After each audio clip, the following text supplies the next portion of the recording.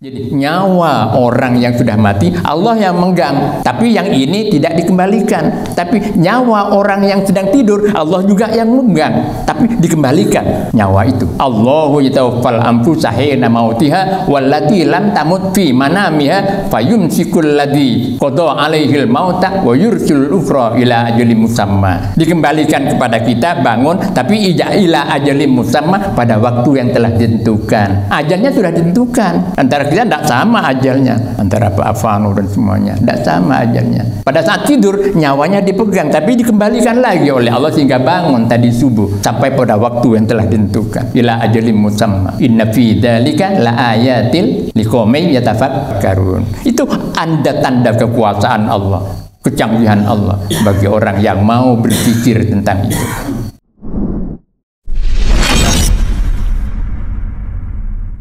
Bismillahirrahmanirrahim. Lanakhrujanna ma'akum wa la nuqmi'u fikum ahadan abada.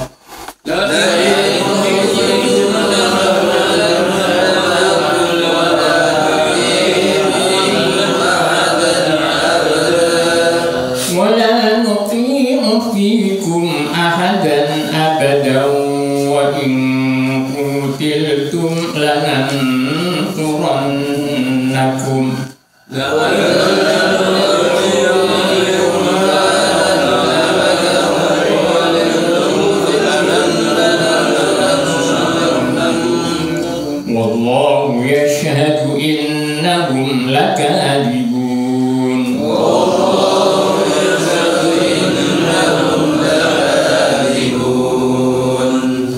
La in ukhriju la yakhrujuna ma'ahum.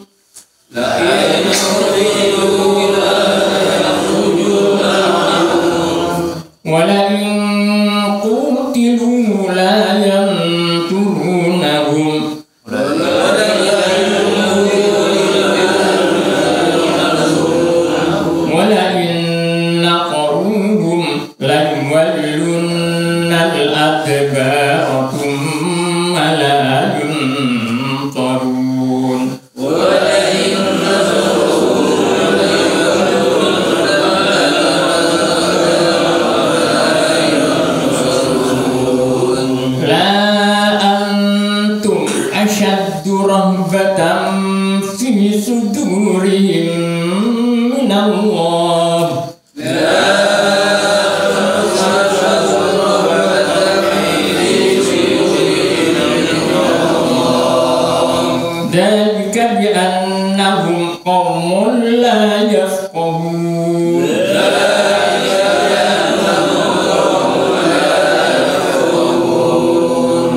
La yuqatilunakum jami'an illa fi quram muhattanatin aw min wara'i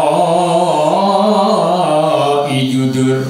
La yuqatilunakum jami'an illa fi quram muhattanatin aw min wara'i judur.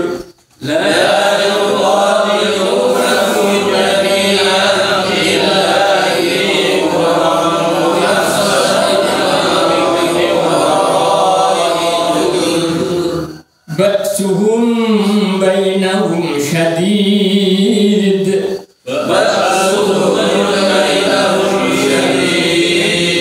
Tahsabuhum jami'an wa qulubuhum syatta.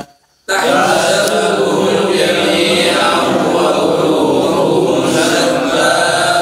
Dzalika bi annahum qaumun la ya'qilun. Dzalika bi annahum qaumun la ya'qilun.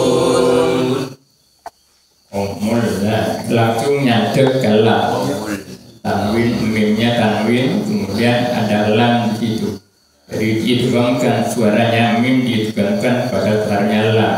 Karena diidghamkan maka langsung, tidak ditahan, tidak dibaca qaumul la ya, bukan begitu, tapi langsung in bi annahum qaumul la yaqilun, bi annahum qaumul la ya, bukan begitu cara bacanya. Masih ada saja suara-suara yang baca itu yang betul ditahan, yang betul egenya. Kita lanjut. Kama salil ladina min qablihim qariban dudzaku wa bala amrihim. Kama salil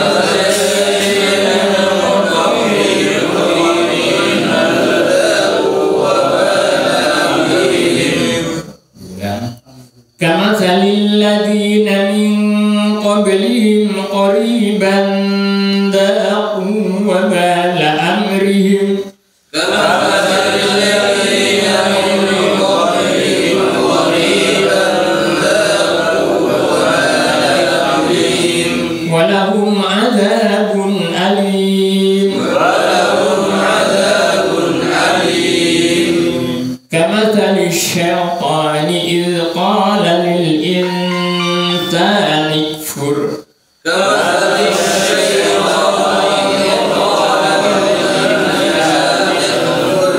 Falamma kafara qala inni bari'un minka inni akhafu Allah.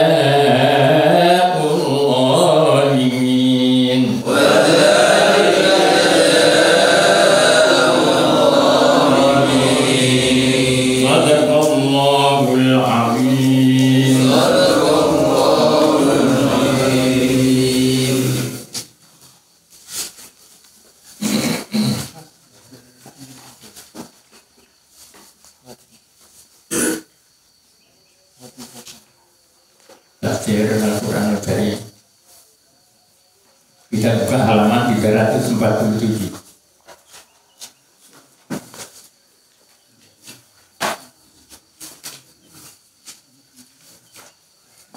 Halaman 347 surah Al-Mu'minun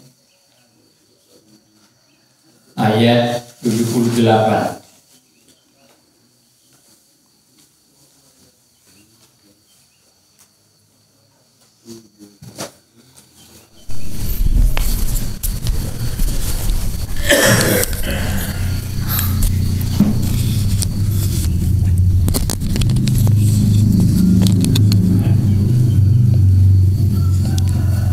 A'udzu billahi minasyaitonir rajim.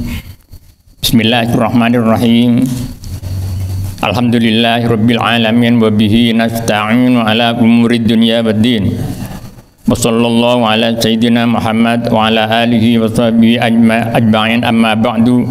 Fa inna asdaqal hadits kitabullah wa khairal hadi hadi Muhammadin sallallahu alaihi wasallam wa syarrul umuri muhdatsatuha wa kullu muhdatsatin bid'ah wa kullu bid'atin dhalalah wa kullu dhalalatin finnar. A'udzu billahi minasy syaithanir rajim. wa huwallazi ansha'a lakumus sam'a wal absara wal afidah qalilan ma tashkurun wa huwallazi dzara'akum fil ardi wa ilayhi tuhsyarun wa huwallazi yuhyi wa yumiitu wa lahu ikhtilaful layli wan nahar afala ta'qilun. Sadaqallahul azim. Alhamdulillah, pagi hari ini seperti setiap kali pertemuan saya selalu mengajak bapak-bapak untuk tidak lupa bersyukur kehadirat Allah Subhanahu wa taala. Baik syukur dalam bentuk ucapan maupun syukur dalam bentuk perilaku dan perbuatan. Sebagai wujud syukur dalam bentuk ucapan, antara lain kita bisa mengucapkan alhamdulillah, semua nikmat dan pemberian itu diberikan oleh Allah kepada kita, khususnya berupa kesehatan dan kesempatan, sehingga pada pagi hari ini kita dipertemukan kembali dalam majlis ilmu, dalam majlis yang oleh Rasulullah disebut sebagai Riyadul Jannah, sebagai kebun-kebun surga.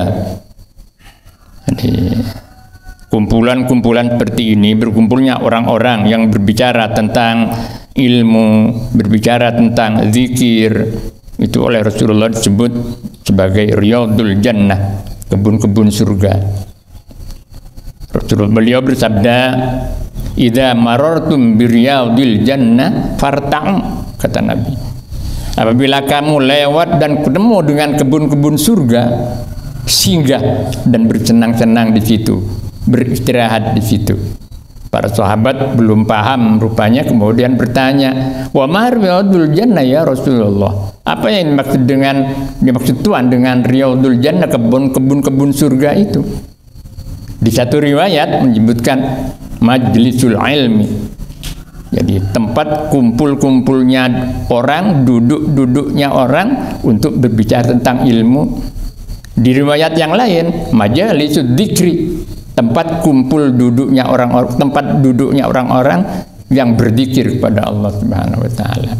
Di sini lengkap, berzikir kepada Allah iya, dan kemudian berbicara tentang ilmu juga iya.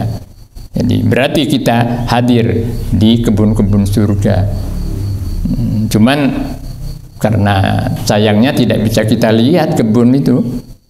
Coba kita lihat, wah kira-kira sepi pasarnya itu. Sepi. Nah, ini ujian sebetulnya. Jadi hal-hal yang gaib. Nah, itu bisa diyakini oleh orang yang mulai meningkat kadar keimanannya. Tapi baiklah, kita mulai kajian tafsir Al-Quran kita pada pagi hari ini. 3 ayat yang saya kutip tadi, yang saya baca tadi merupakan lanjutan dari kelompok ayat-ayat di mana Allah Subhanahu wa taala berbicara tentang nikmat-nikmatnya, tentang anugerah, tentang pemberian nikmat-nikmat yang dicurahkan kepada manusia. Di beberapa ayat yang lalu, pada kelompok yang lalu, Allah telah berbicara memulai dari penciptaan manusia. Penciptaan manusia melalui proses-proses yang pelik, proses-proses yang canggih, mulai dalam bentuk sperma, kemudian meningkat menjadi alaqah, segumpal darah atau segumpal darah yang melekat, menempel di dinding rahim ibu. Kemudian dilanjutkan proses itu berupa segumpal daging. Setelah itu, fakhumma khalaqnakum khalqan akhar. Kemudian Allah menciptakan dari proses-proses itu makhluk yang baru, makhluk yang lain berupa janin. Itu prosesnya canggih sekali, canggih sekali. Kemudian dilanjutkan dengan Allah menciptakan lapisan langit. Langit terdiri dari beberapa lapis dan kemudian dari lapisan-lapisan itu menurunkan hujan. Dan dari hujan itu bisa menumbuhkan tanaman-tanaman.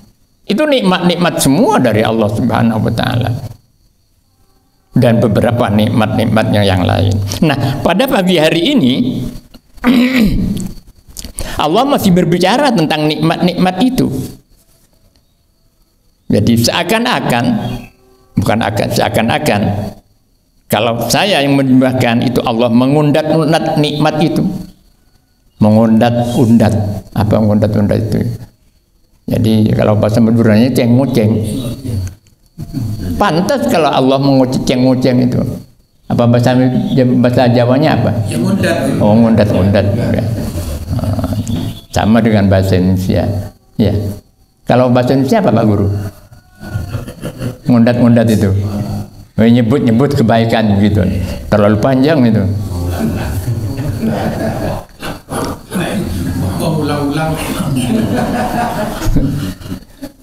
Ya, nikmat-nikmat itu aku yang berikan. Begitu Allah. Kenapa kamu tidak bersyukur? Kenapa kamu kemudian tidak mengesahkan aku? Tidak berterima kasih padaku? Ini undat-undat. Yang boleh mengundat-undat itu Allah. Kemudian yang kedua, orang tua pada anaknya boleh mengundat-undat. Kemudian yang ketiga, guru terhadap muridnya mengundat-undat. Yang yang aku beri ilmu itu kamu pintar begini, aku yang ngajar, boleh. Tapi kalau sesamanya ngundat-ngundat, ngasih uang misalnya, tidak boleh. Tidak boleh. Kalau sama teman, sama tetangga berbuat baik, kemudian diundat-undat, oceng-oceng. Bahasa Madura itu ngoceng. Nah, di sini Allah Subhanahu wa taala mengundat-undat itu. Wa huwallazi, dan dialah, maksudnya Allah. Dan dialah, wa huwa, dan dialah, yakni Allah. Alladzi dzara'akum alladzi ansya'akum, wa huwallazi, dan dialah Allah, alladzi, yaitu zat, ansya'a lakumus sam'a wal absara wal af'idah, yang telah menciptakan. Makna asalnya menumbuhkan, tapi di sini dimaksudkan, ada yang dimaksud adalah menciptakan. Lakum, untuk kamu. Menciptakan apa? As-sam'ah, pada pendengaran, wal absara, dan penglihatan, wal afidah, dan aneka hati. Aneka hati, ada yang memahaminya sebagai akal, ada yang memahaminya sebagai gabungan antara akal dan hati, itu afidah. Menarik untuk kita perhatikan Bapak, 3 rangkaian indera atau kelengkapan manusia itu, yang pertama disebut dalam bentuk kata tunggal, mufrad, as-sam'ah, pendengaran. Tapi pada indera yang kedua, wal absar, itu jamak, penglihatan, jamak dari basarun. Basarun, absarun, wal absar, dan penglihatan. Wal afidah juga jamak dari fuadun, jamaknya al afidah. Ini mengisyaratkan ilmiah di situ. Ada isyarat ilmiah di situ. Pendengaran, kata yang dipergunakan oleh Allah dalam bentuk tunggal, karena yang didengar itu sama saja. Yang mendengar atau yang didengar itu sama saja, artinya tidak ada bedanya. Misalnya ada suara di masjid, suara adzan. Yang mendengar di musola ini, atau yang mendengar di pasar, yang mendengar di kantor, Suaranya sama, yang masuknya ke telinga sama, tidak ada bedanya. Allah, Bapak Usman tadi subuh adzan. Sekarang diangkat aja nih Pak Jabar, diangkat muadzin. Ya, emergensi. Dalam keadaan yang bertugas itu tidak hadir, ini selalu siap nih Pak Usman.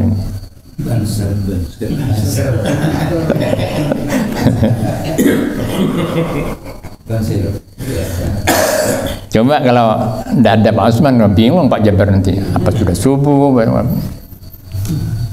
Patut berterima kasih. Jadi suaranya sama ya. Suara adzan di masjid itu didengar oleh siapa saja dan di tempat mana saja sama. Tapi beda dengan penglihatan. Penglihatan itu banyak, aneka ragam. Penglihatan ketika dilihat di jalan lain dengan penglihatan ketika lihat di musola ini. Kita nggak melihat yang di jalan karena ada keterbatasan tembok. Tapi kalau pendengaran di suaranya madrasah sekolah ini, kedengaran di sini di masjid sama kedengarannya. Oleh karena itulah maka pendengaran itu Allah menggunakan kata tunggal, as-sam'u, tunggal. Karena sesuatu yang tunggal itu artinya sama. Apa yang didengar oleh si A sama dengan yang didengar oleh si B. Apa yang didengar oleh si A di tempat tertentu sama dengan apa yang didengar oleh si C di tempat lain juga sama. Suara yang masuk ke telinga. Tapi ketika penglihatan lain. Karena demikian maka kalimat yang dipergunakan dalam bentuk jamak. Afidah juga begitu. Jamak daripada fuad, hati atau akal. Karena banyak yang dihasilkan daripada gabungan antara akal dan hati ini.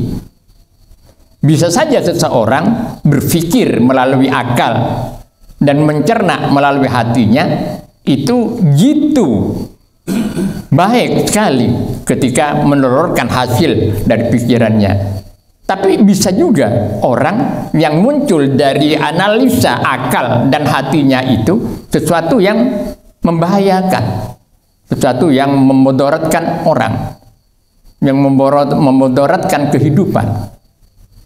Itulah sebabnya maka ada perbedaan-perbedaan dalam penggunaan kata dalam ayat-ayat ini. Jadi ada yang mufrad, kemudian ada yang jamak. Al-absor jamak dan al-afidah juga jamak.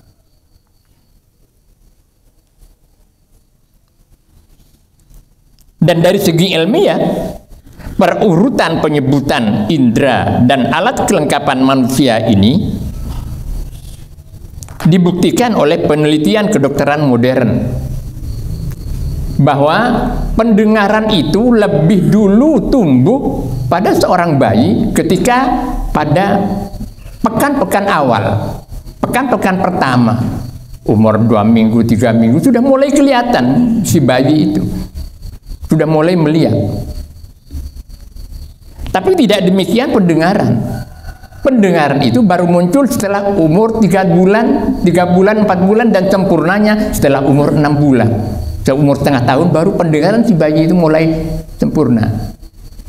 Nah, ketika lahir tidak mendengar dia, tapi begitu pekan-pekan pertama penglihatannya dulu yang muncul, yang tumbuh. Karena demikian maka as-sam'ah ini didahulukan pada al-absor, pada penglihatan. Apalagi kerja hati dan akal itu semakin jauh lagi munculnya, tumbuhnya. Jadi perurutan penggunaan kata atau kalimat ini as-sam'ah didahulukan, pendengaran didahulukan, kemudian menyusul al-absor, penglihatan, penglihatan, kemudian yang ketiga hati dan akal. Itu canggih sekali dan sangat besar anugerah nikmat Allah yang diberikan kepada manusia, sangat besar.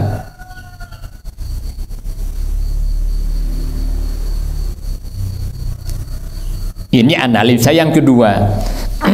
Kalau tadi analisa dari segi susunan kalimatnya, terdiri dari yang kalimat mufrad tunggal atau kalimat jamak. Yang kedua, bahwa perkembangan pertumbuhan fungsi daripada indera ini bertahap, mulai dari bayi yang tumbuh pertama kali adalah pendengarannya, penglihatannya.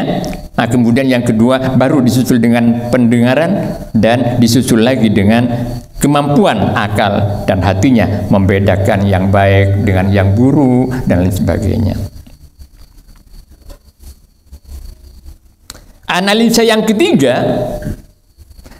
dari susunan kalimat atau susunan kata pada ayat 78 ini, as-sam'a wal absoroh, indera pertama dan indera kedua dimiliki oleh makhluk Allah sejenis hewan. Makhluk Allah yang lain tidak memiliki itu, tidak memiliki pendengaran, tidak memiliki penglihatan. Tumbuh-tumbuhan misalnya tidak memiliki pendengaran dan penglihatan itu, apalagi batu, makhluk-makhluk yang tidak bernyawa, tidak memiliki itu, tidak memiliki pendengaran, tidak memiliki penglihatan. Jadi hanya khusus untuk jenis makhluk Allah yang bernama hewan, termasuk manusia. Karena manusia itu hewan sebetulnya, cuma bedanya hayawanun natik. Dalam ilmu mantik, manusia itu hewan, disebut sebagai al-hayawanun natik, artinya hewan binatang yang bisa berpikir. Itu manusia. Binatang kelas tinggi ada yang bisa berpikir, tapi berpikirnya tidak untuk mencapai sesuatu, tidak lil idrok, tidak untuk mencapai sesuatu kesimpulan, karena kesimpulan itu harus disusun dari premis minor dan premis mayor. Dari itu dianalisa, kemudian menghasilkan satu kesimpulan. Nah, kemampuan berpikir yang dimiliki oleh binatang yang kelas tinggi tidak untuk mencapai itu, tidak untuk mencapai kesimpulan. Misalnya burung manyar. Tahu Bapak burung manyar? Kalau bisa merupak daun-daun itu untuk sarangnya. Kalau buat sarangnya indah sekali, seperti kaos kaki. Tapi walaupun begitu, mulai zaman pertama diciptakan oleh Allah sampai kiamat nanti, cara membuat sarangnya tetap seperti itu, tidak ada perkembangan. Kenapa? Karena berpikirnya tidak untuk mencapai sesuatu, tidak untuk mencapai satu kesimpulan. Itu bedanya. Jadi ada yang jenis binatang yang punya akal, yang berpikir, tapi berpikirnya sekali lagi tidak untuk lil idrok. Lil idrok itu untuk mencapai sesuatu, dan dari sesuatu yang dianalisa itu menghasilkan satu kesimpulan. Ini analisa yang lain dari ayat 78. Jadi as-sam'u, pendengaran dan penglihatan itu dimiliki oleh makhluk jenis hewan termasuk manusia, tapi al-afidah hanya dimiliki oleh manusia. Al-afidah, akal dan hati, hanya dimiliki oleh manusia. Binatang tidak punya hati, perasaan, rasa kasihan, tidak punya. Saya punya ayam Pak Fanu, anaknya itu dicucuin sama babonnya itu, sama jantannya dicucuin sampai luka-luka semua. Saya amati, oh ini keburu ini jantannya ini, keburu agar supaya bisa dicapai anaknya sehingga bisa menikah lagi. Oh, begitu. Itu tidak ada rasa kasihan karena nggak punya hati. Mudah-mudahan nggak sampai dibakar, Wali.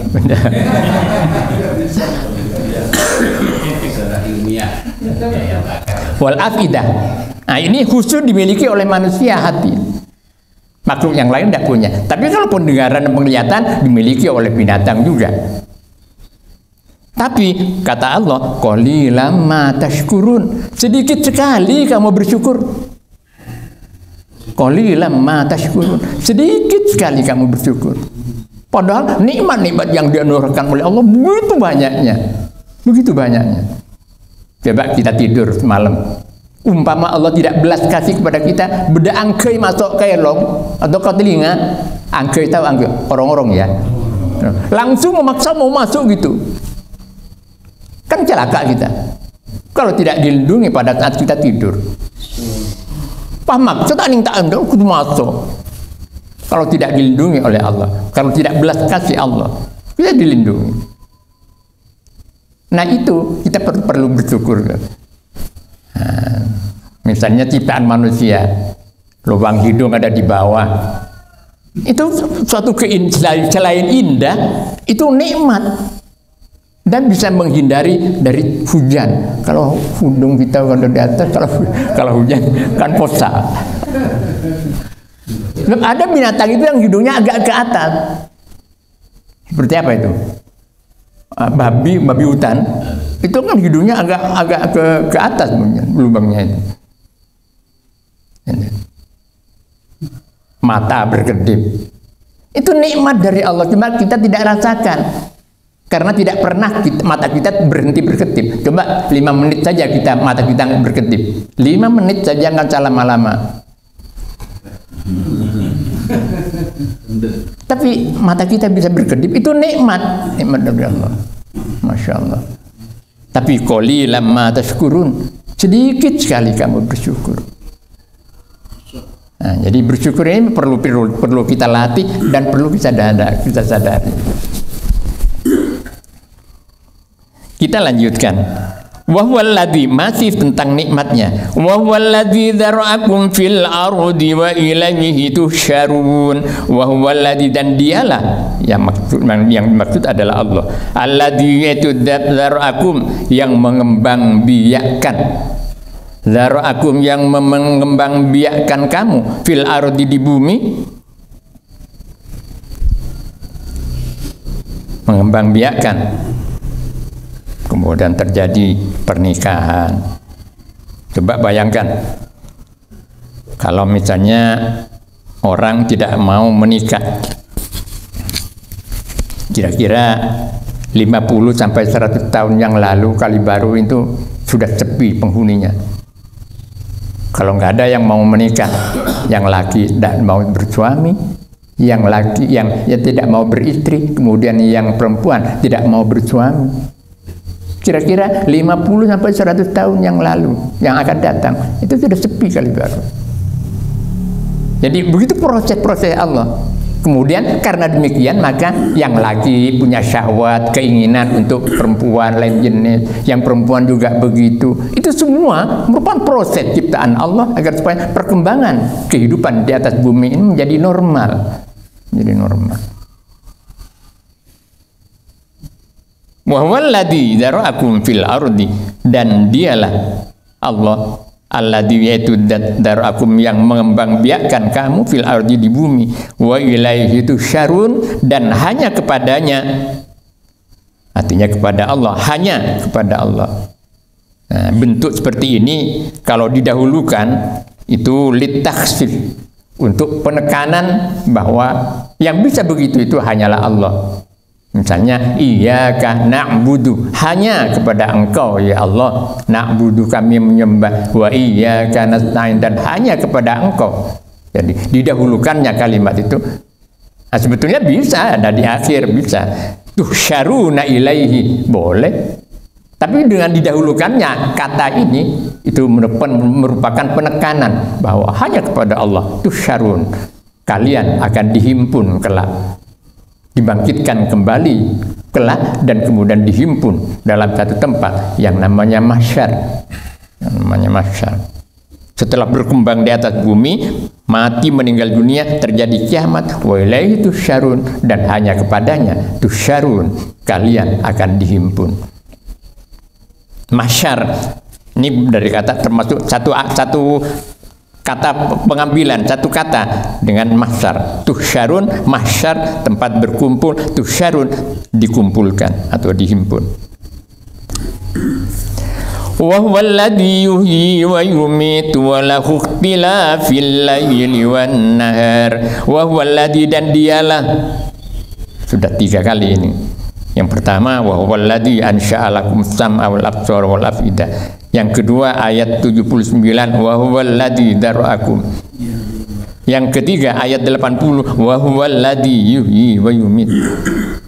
Jadi betul-betul dirinci, dibeber oleh Allah nikmat-nikmat yang dianugerahkan kepada manusia. Wa huwal ladzi, dan dialah Allah alladzi, yaitu zat yuhyi yang menghidupkan, wa yumitu, dan mematikan.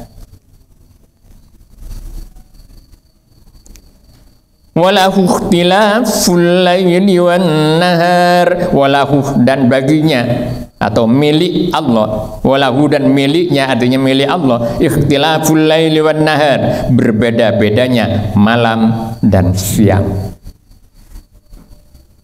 Berbeda-bedanya malam dan siang. Malam beda dengan siang. Malam ibarat kematian. Karena pada waktu malam kita bisa tidur nyenyak. Tapi siang merupakan gerak dan kebangkitan. Karena pada siang hari mobilisasi orang dari selatan ke utara, dari utara ke selatan, asip-sap mobilisasi.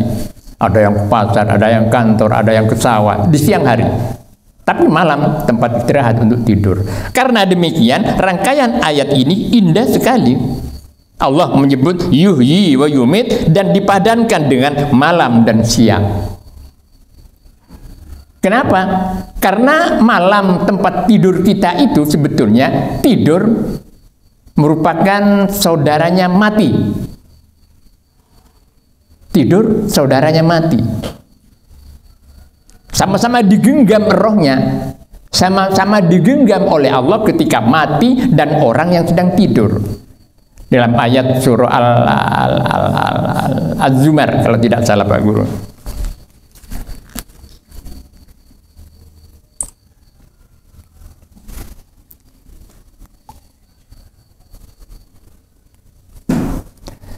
Az-Zumar ayat 42.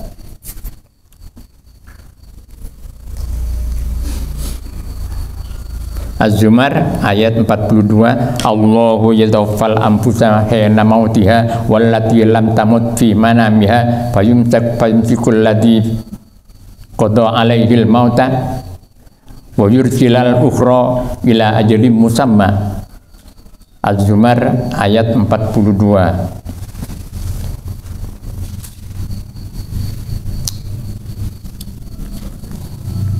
Nah, ketemu.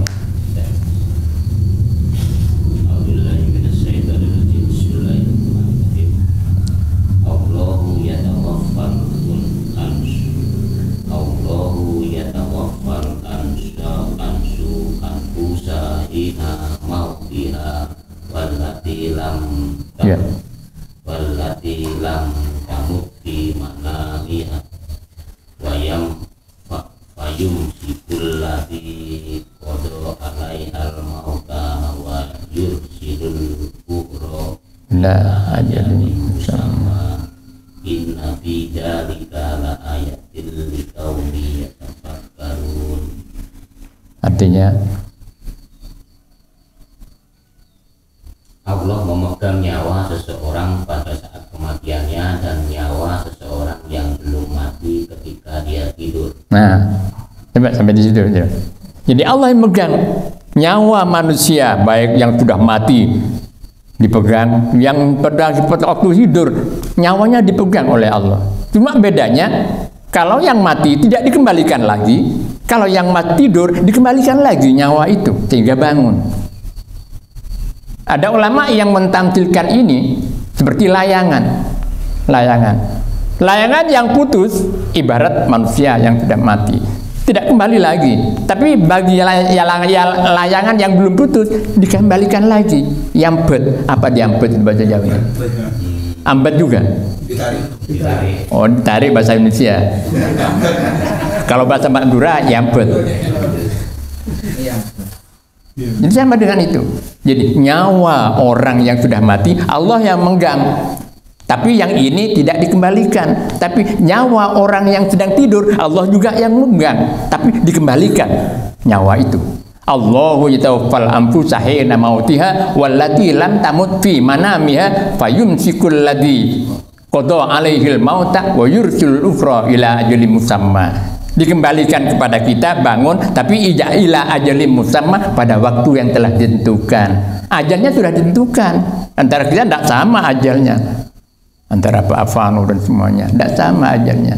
Pada saat tidur nyawanya dipegang, tapi dikembalikan lagi oleh Allah sehingga bangun tadi subuh sampai pada waktu yang telah ditentukan. Ila ajalim musamma.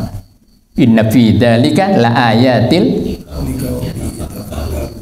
liqaumin yatafakkarun. Itu tanda-tanda kekuasaan Allah, kecanggihan Allah bagi orang yang mau berpikir tentang itu. Masya Allah. Ini analisanya dari segi lafaz, dari segi susunan kalimat, dari segi redaksinya indah sekali. Yuhyi wa yumiit, istilaful lail dan sebagainya. Belum lagi kalau dianalisa antara siang dan malam, ada waktu-waktu tertentu di mana malam lebih panjang, tapi di waktu-waktu yang lain siangnya lebih panjang.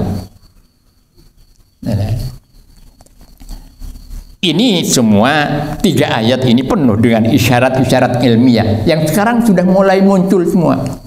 Muncul dengan penelitian-penelitian ilmu-ilmu yang baru, ilmu modern, ilmu kedokteran, ilmu geologi dan sebagainya. Itu muncul penelitian itu. Tampak kebenarannya. Padahal Al-Quran ini sudah 1500 tahun yang lalu. Pada waktu itu penelitian masih sedikit sekali yang bisa mengungkap. Tapi Allah, Al-Quran sudah mengungkap lebih dulu.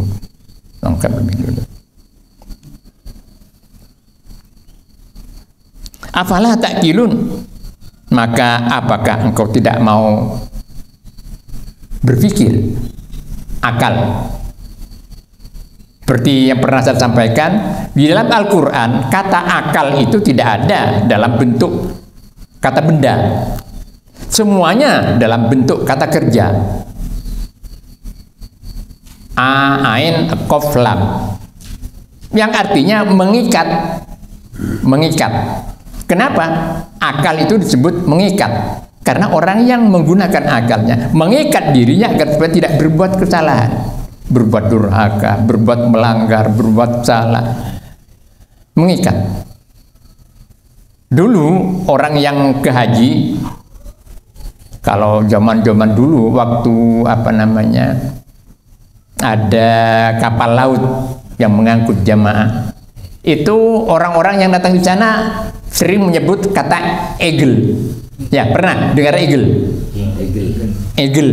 Egel itu yang mengikat surban supaya nggak jatuh.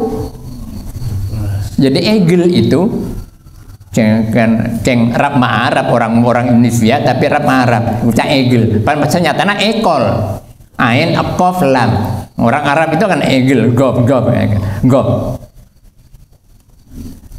Kalau akof, kalau orang Indonesia kan akof, kof. Kalau orang Arab kan gof, egel. Itu mengikat. Nah, akal juga begitu. Afala ta'qilun, maka apakah engkau tidak mengikat akal kamu? Sehingga dari mengikatnya akal itu, kamu nafsunya, hatinya, perasaannya diikat oleh akal itu. Tidak bergerak kemana-mana, tetap berada dalam jalur yang benar. Jadi ekol, akal. Kata bendanya nggak ada dalam Al-Quran. Semua dalam bentuk kata kerja. Afala ta'qilun, ini kata kerja. Afala ya'qilun, aqaluhu, kata kerja juga. Kata bendanya tidak ada. Ternyata setelah diteliti dalam Al-Quran, akal itu ada kaitannya dengan hati. Bahkan hati itu sendiri. Hati itu sendiri. Al-afidah itu tadi di depan. Afala ta'qilun, maka apakah engkau tidak mau berpikir, tidak mau mengikatkan perasaan nafsu kamu pada jalan yang benar sehingga tidak menyimpang dari kebenaran? Ketika Allah menghidupkan, mematikan, dan menciptakan dan mewujudkan malam dan siang, nah kemudian berbeda-beda, silih berganti siang dan malam. Coba bayangkan kalau misalnya Allah menciptakan semua ini malam, apa yang akan terjadi? Pak Haji Yunas nggak bisa ke sawah kalau malam terus. Pasar-pasar sepi kalau malam terus. Kantor-kantor nggak buka kalau malam terus. Celaka kan? Tapi sebaliknya, kalau Allah menjadikan siang terus, 24 siang terus, 24 jam siang terus, apa yang akan terjadi? Manusia tidak bisa istirahat. Karena tidak bisa istirahat, akhirnya banyak gangguan-gangguan dalam fisiknya. Nah ini kan nggak pernah kita berpikir ke sana. Kita tidak pernah kita berpikir ke sana. Silih bergantinya malam dan siang dan sebagainya. Ada hikmah-hikmah yang sangat besar bagi kehidupan kita. Afala ta'qilun, maka apakah engkau tidak mau berpikir? Bal qalu mithla ma qalal awwalun wallahu a'lam bishawab. Saya mau tanya Monggo. ya bentar aja. Ini masalah berbicara Al-Quran, saya mau tanya Al-Quran. Nah ya, mari. Saya dulu pernah ditanya oleh Kiai Osman, kalau 1 bulan khatam berapa kali kan gitu. Nah, 1 kali ya. Terus Pak Kiai jawab, haji Al-Quran menesapa berit. iya. Saya ingat itu menambah semangat pada saya. Sekarang saya bisa, tapi tidak menjajali, baru bisa 3 kali 1 bulan. Alhamdulillah ya. Iya. Namun setiap saya ngaji berkali-kali, Pak Kiai pernah menjelaskan Rasulullah waktu menerima sholat.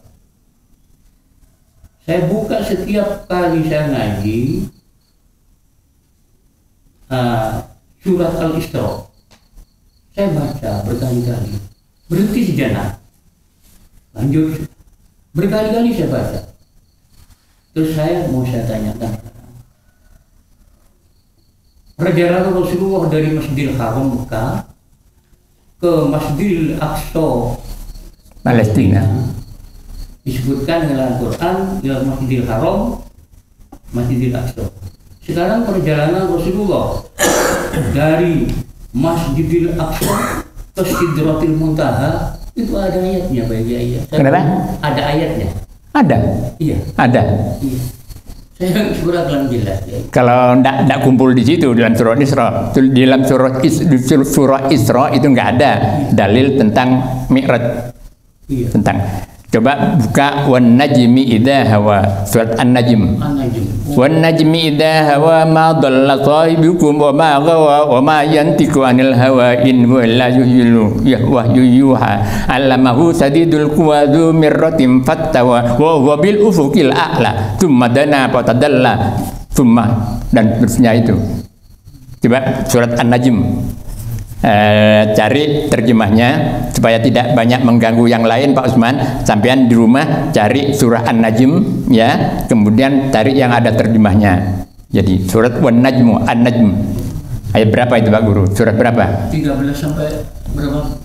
15 atau 16 saya juga pernah baca. Kenapa? 15. Kalau enggak 12 sampai 15. Ya ya. Iya. Ya, wan najmi idza hawa ma dhalla sahibukum wa ma wawa wa ma yantiqu anil hawa in huwa illa wahyu yuha allamahu syadidul quwa dzu mirratin fastawa wa huwa bil ufuqil a'la thumma dana fatadalla thumma qaba qausayni aw adna.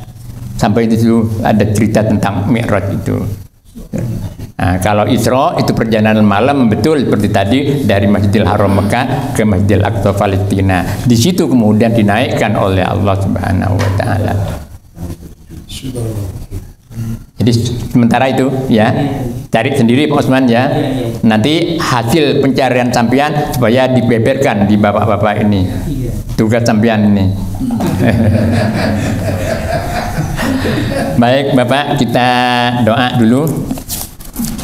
Kalamun qadimul la yamullu sama'uhu tanazzaha an qawlin wa fi'lin wa niyati bihi astafi min kull lida'in wa nuruhu dalilun li qalbi 'inda jahli wa hirati faya rabbi matti'ni bisirri hurufihi wa nawwir bihi qalbi wa sam'i wa muqlati wa salli